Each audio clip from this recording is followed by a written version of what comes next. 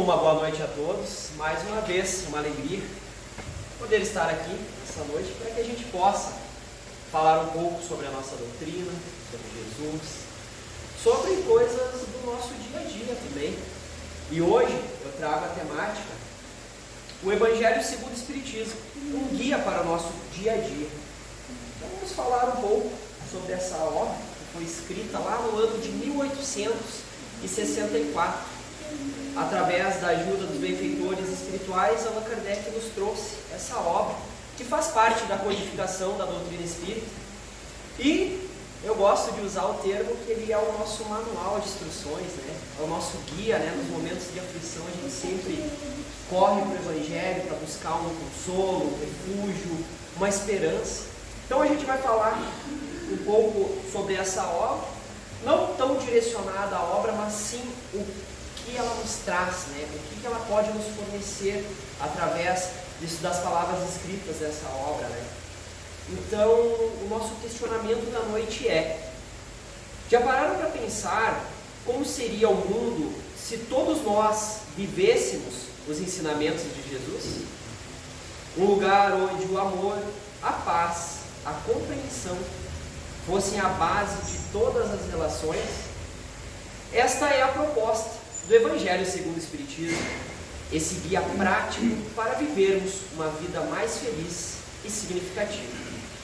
Então, essa obra codificada pelo nosso querido Allan Kardec apresenta uma interpretação racional e consoladora dos ensinamentos de Jesus, harmonizando com conhecimentos científicos e filosóficos da época. Então, alguns dos principais ensinamentos que essa obra nos traz, eu trouxe alguns itens, né? E a gente não poderia deixar de abrir esses itens com o tópico a imortalidade da alma.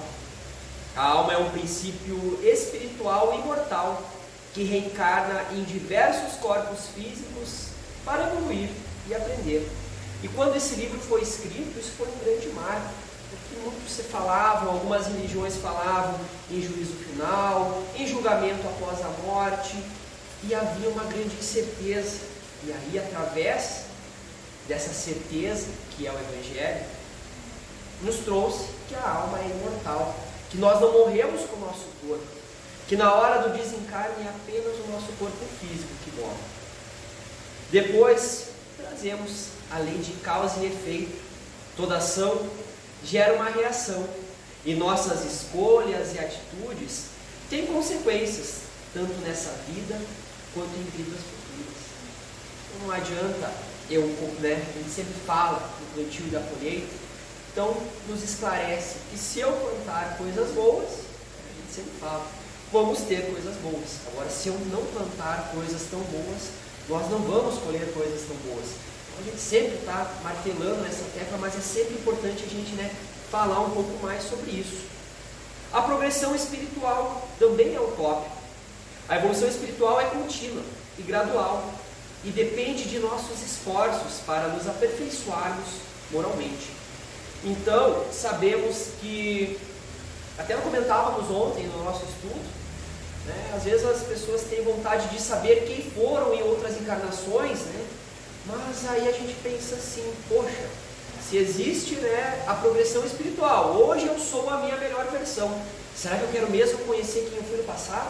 Se sabemos, que nos dias de hoje nós trouxemos algumas imperfeições, alguns defeitos, então é melhor deixar quem a gente foi lá no passado e viver o momento, buscar sempre essa progressão. E o passado passou, vamos sempre em busca de andar para frente, de evoluir dessa progressão.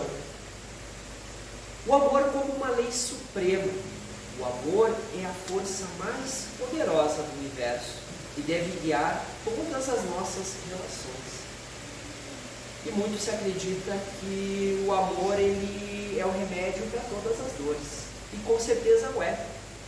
Pois é através do amor que a gente cria virtudes, a gratidão, a compreensão, e se livra de alguns vícios, como o egoísmo, como a falta de compreensão. Então, o amor como uma lei suprema. Também a gente vai encontrar essa temática no Evangelho. A fraternidade universal. Todos os seres humanos são irmãos e, independentemente de raça, credo ou condição social. E isso nos faz pensar que fomos criados simples, ignorantes, mas que todos os que nos rodeiam, que muitas vezes tratamos como inimigos, como desavença, até como empecilhos da nossa evolução, são nossos irmãos. E é até cansativo a gente sempre repetir isso, a gente precisa aprender a lidar com as pessoas. Pois são elas que nos rodeiam, é a nossa convivência. Então, a importância dessa fraternidade universal, ver todos como irmãos. Também, o Evangelho nos fala sobre a importância do trabalho. O trabalho também é um meio de evolução e de serviço ao próximo. Alguns meses atrás eu fiz uma explanação que falava sobre a lei do trabalho, a importância que temos, não somente do trabalho remunerado, mas as nossas obras, o que fizemos pelo próximo, no que ajudamos o outro, qual é a nossa responsabilidade através do nosso trabalho. Também é algo que a gente precisa repensar, porque muitas vezes a gente só trabalha para ter a nossa remuneração, mas não trabalha em nada para ajudar o outro, para auxiliar o outro. A necessidade da reforma íntima. A verdadeira transformação começa dentro de cada um de nós, através da melhoria de nossos pensamentos, sentimentos e ações. E através do Evangelho a gente vai ao encontro dessa nossa melhor versão, desse olhar para dentro e pensar que a gente pode ser melhor, que a gente tem muito a melhorar, mas que a gente vai conseguir. É esse olhar para dentro, esquecer o outro. A gente está sempre olhando para o outro, sempre julgando os erros dos outros, mas vamos olhar para dentro de nós e trabalhar em nós essa reforma íntima. Outro item muito importante que o Evangelho nos traz é a fé raciocinada. A fé deve ser baseada na razão e na experiência, e não em dogmas ou superstições. E a partir do momento que a gente pensa em fé raciocinada, a gente busca o estudo, porque em alguns dogmas nos ensinam que as coisas são assim e são assim. O Evangelho, o Espiritismo, entendeu? Ele nos faz nós buscarmos o conhecimento através das obras, através do contato com a doutrina. Então veja bem, nós vamos tirar as nossas próprias conclusões. Não é porque o Genir me disse, não é porque o Scapin me disse. Eu vou em busca do estudo, e através desse estudo eu vou conseguir, raciocinar sobre o que eu estou aprendendo. E a gente sabe que no mundo que a gente vive hoje, existem grandes guerras por causa da fé cega, do fanatismo, que muito nos atrapalha. E diferente disso, o Evangelho nos faz raciocinar, pensar, tirar as nossas próprias conclusões para não irmos na direção do fanatismo.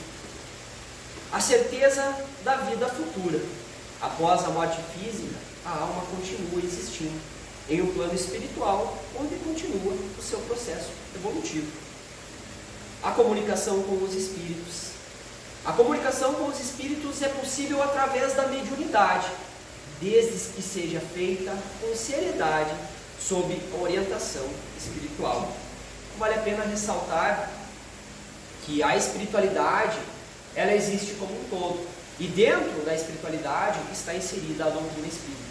Nós temos a nossa maneira de trabalhar com a mediunidade. Vão existir outras religiões que terão a maneira delas trabalhar, mas a doutrina espírita trabalha o contato com os espíritos a fim de quê?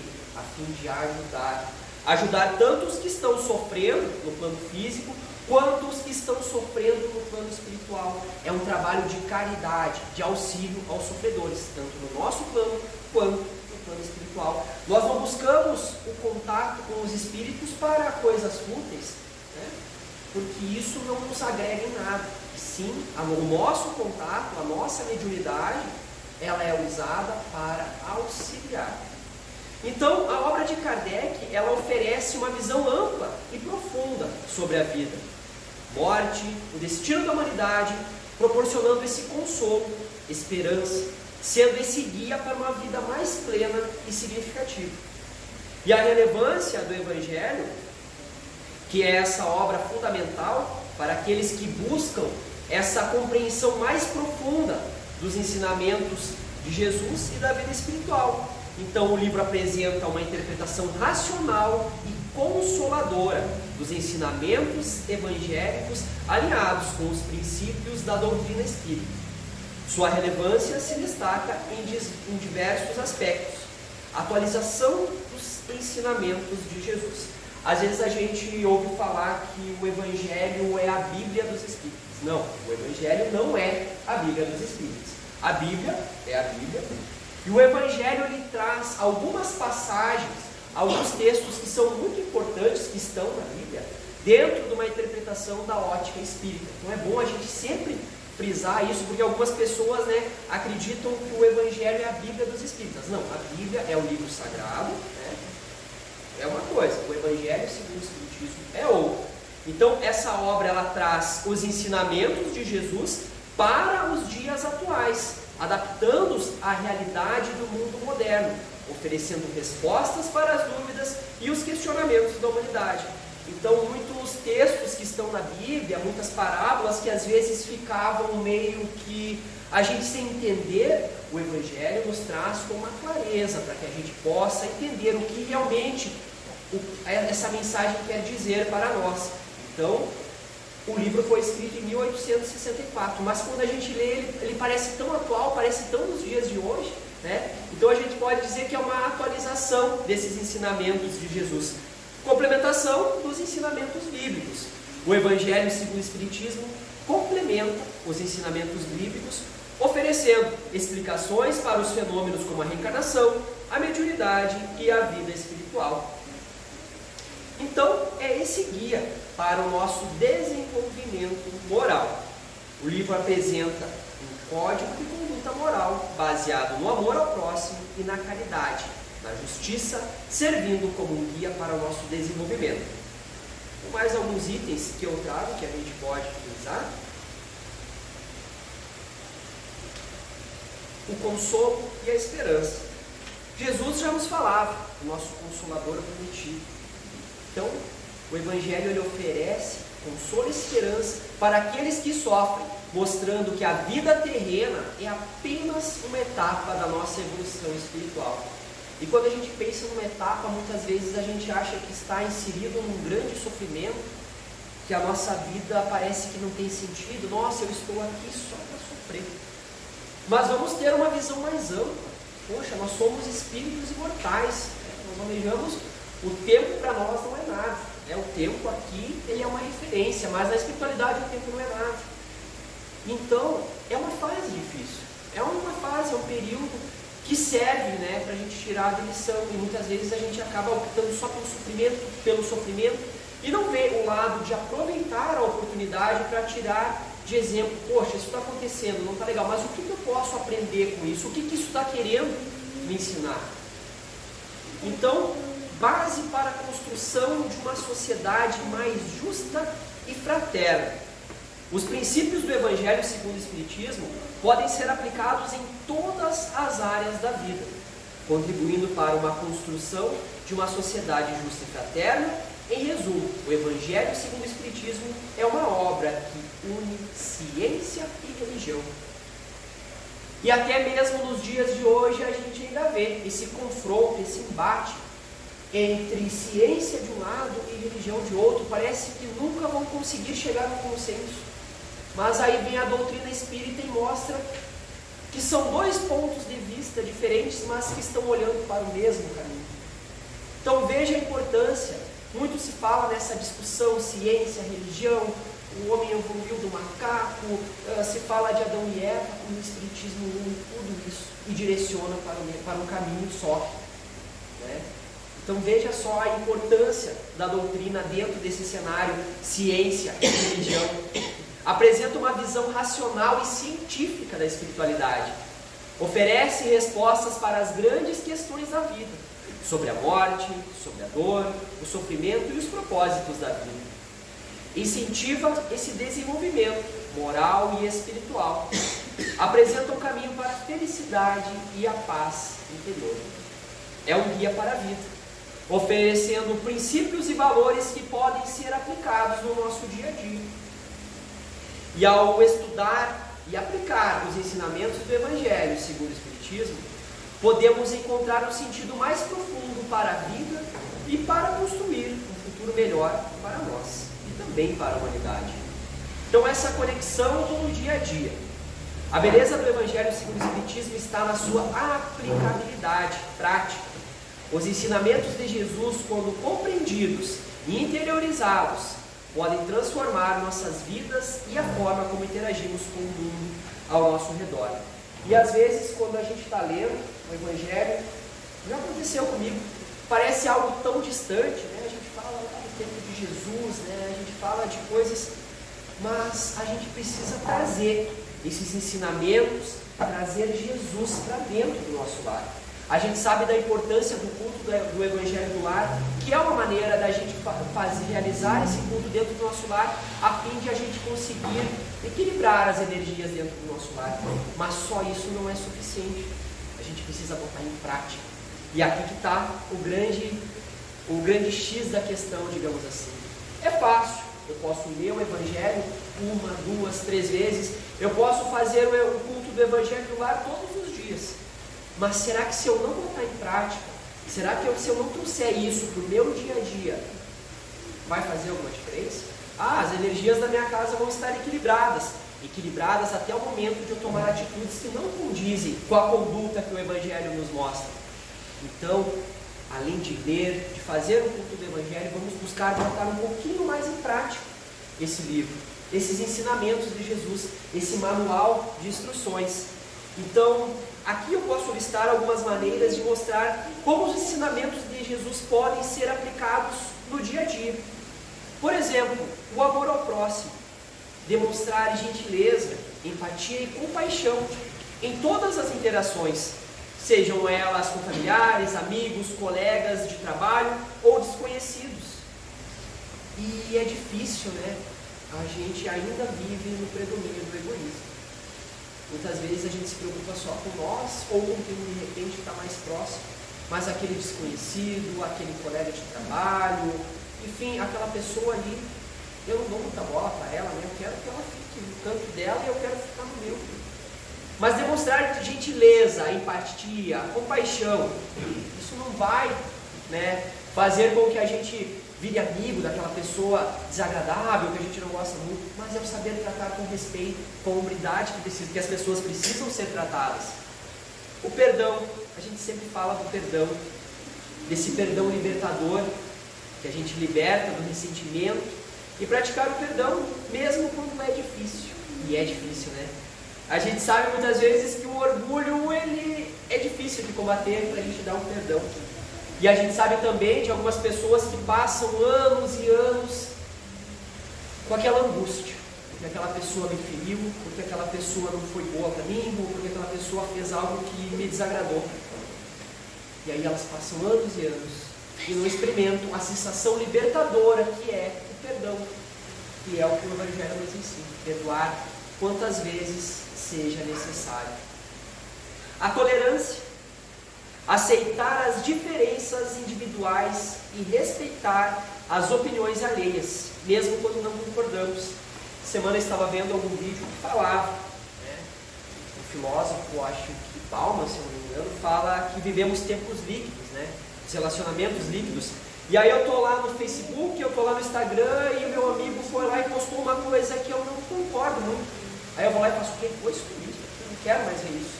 Porque não temos a tolerância de respeitar uma ideia que não condiz com o nosso pensamento. Nós não precisamos apoiar a ideia do irmão que postou tal ideia que ele tem na internet, mas nós não precisamos ser tão radicais a ponto de querer excluir eles. Não, se ele posta isso, eu vou excluir ele. Precisamos ter a tolerância. No nosso ambiente de trabalho, é muito importante a gente falar na ética profissional, agir com honestidade e integridade em todas as nossas atividades. Então, o Evangelho no nosso ambiente de trabalho, não querer passar o colega para trás, não querer tirar proveito do colega, né? Muitas vezes a gente acha: esse colega aqui... Não, o Evangelho ele precisa ser colocado em todas as tarefas, no nosso trabalho também. A responsabilidade que o Evangelho nos ensina, cumprir com suas tarefas e prazos, é muito importante no nosso trabalho. Respeito, tratar todos os colegas com respeito, independentemente de suas diferenças. E a busca pela excelência, buscar sempre se aprimorar e alcançar seus objetivos. Então, sermos bons profissionais, também faz parte dos ensinamentos do Evangelho. Querer sempre oferecer o melhor que eu tenho para oferecer. Ah, mas eu fiz isso aqui de qualquer jeito, tá bom, tá feito. Não, a gente tem que oferecer o que a gente tem de melhor, né? Temos que mostrar sempre a busca pelo melhor, a honestidade, né? Agir com integridade e transparência em todas as situações, a cooperação, saber trabalhar em equipe, valorizando as contribuições de cada membro. Então, tudo isso são coisinhas que parece que, isso é tão manjado, a gente fala sempre, mas muitas vezes elas passam desapercebidas no nosso dia a dia. E a gente precisa, então, dar um pouquinho mais de importância por isso, porque isso é o Evangelho, isso é Jesus. Jesus só não está só lá no momento que eu vou fazer a minha oração, que eu me concentro, que eu leio o Evangelho. Jesus, na nossa vida, tem que ficar presente em todas as nossas atitudes. Lembrar de Jesus em todos os momentos, não só no momento que eu vou lá e vou rezar e vou pedir para Jesus me ajudar nos meus problemas. Não adianta, então a gente precisa colocar em prática o Evangelho. Então, mais uma vez, vale a pena ressaltar a questão da reforma íntima, que a gente sempre está falando, esse autoconhecimento, esse refletir sobre seus pensamentos e sentimentos, praticando meditação, oração, a superação de defeitos, saber olhar para nós mesmos e identificar um defeito ou algo que eu gostaria de melhorar em mim. E o cultivo de virtudes, praticando a gratidão, a humildade, a tolerância, outras virtudes que nós admiramos também nas outras pessoas que nós queremos colocar em prática. Então, a gratidão também é muito importante, valorizar as pequenas coisas da vida e expressar a gratidão por tudo que temos. O otimismo vem da questão da fé na vida futura. Então, entender também a reencarnação como uma oportunidade de compreender as diferenças, saber utilizar a reencarnação para explicar por que pessoas têm diferentes talentos, personalidades e experiências diferentes de vida. Valorizando cada experiência, mostrar que cada experiência positiva ou negativa é sim uma oportunidade de aprendizado e evolução. Cultivar a paciência, entender que a evolução espiritual é um processo gradual e que cada um de nós tem seu próprio tempo. Falando da questão de cultivar a paciência, imagine só os nossos mentores espirituais, aqueles que estão lá tentando fazer com que a gente evolua, tentando nos mostrar um caminho a seguir. E nós aqui muitas vezes não temos paciência com o erro dos nossos irmãos, julgamos, esse vivente aí, pelo amor de Deus, não acerta, não melhora. Mas imagine a paciência que os mentores lá na espiritualidade têm que ter com nós quando vê nós cometendo os mesmos erros lá não sei de quantas encarnações e nós continuamos cometendo esses erros. Imagina a paciência que esses mentores precisam ter com nós, Eu digo que eles têm cultivado muito a paciência, Então vamos nós também cultivar essa paciência com os nossos irmãos. Nós precisamos entender que todos nós temos um tempo para evoluir, estamos cada um em um nível diferente de evolução, mais ou menos parecido, mas são níveis diferentes, são experiências diferentes.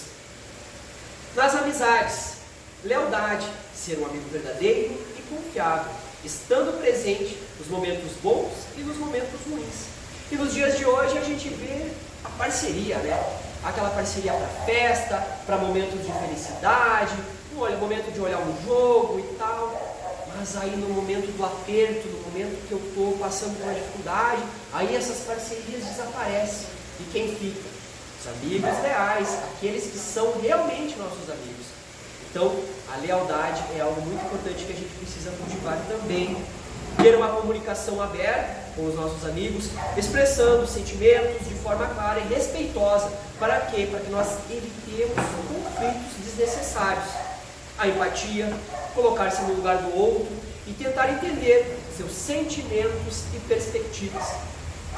e celebrar também as diferenças, valorizando a diversidade e respeitando as diferenças entre as pessoas. E eu sempre gosto de falar que bom que nós não somos todos iguais, que todos nós temos diferenças. Imagina só que chato seria se todo mundo fosse igual, se todo mundo fizesse a mesma coisa, não teria sentido, né? Então essa celebração das diferenças, isso é também compreender o próximo. Então podemos falar também do respeito aos nossos familiares, da convivência com os próximos mais próximos, a demonstração de amor e afeto, o perdão mais uma vez, a comunicação, mantendo um diálogo aberto, né, com aqueles que nos cercam. Então nós vimos como os ensinamentos de Jesus eles podem transformar as nossas relações. Mas como será que podemos levar esses princípios para além das nossas interações diárias? Como podemos construir um mundo mais justo e fraterno a partir desses valores?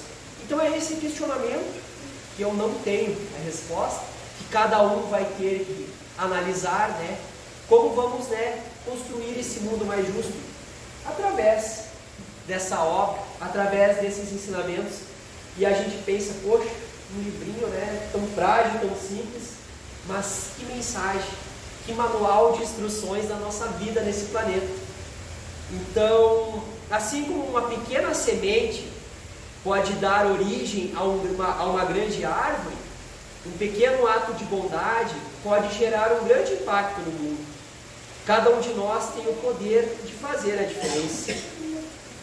Vale a pena refletir sobre os ensinamentos de Jesus, como eles podem transformar as nossas vidas. Visualizar um futuro onde a paz, a harmonia e o amor prevaleçam. Os ensinamentos de Jesus nos convidam à ação. Ao praticarmos a bondade, a compaixão, o perdão, estamos transformando não apenas nós mesmos, mas também o mundo ao nosso redor. Então que a partir de hoje, cada um de vocês leve consigo essa semente da mudança e cultive em seu coração pequenas ações que podem gerar grandes transformações. Então, meus irmãos, eu agradeço a todos por estarem presentes nesse momento de reflexão e aprendizado.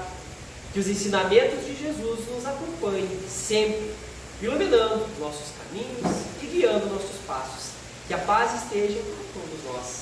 Que assim seja, graças a Deus.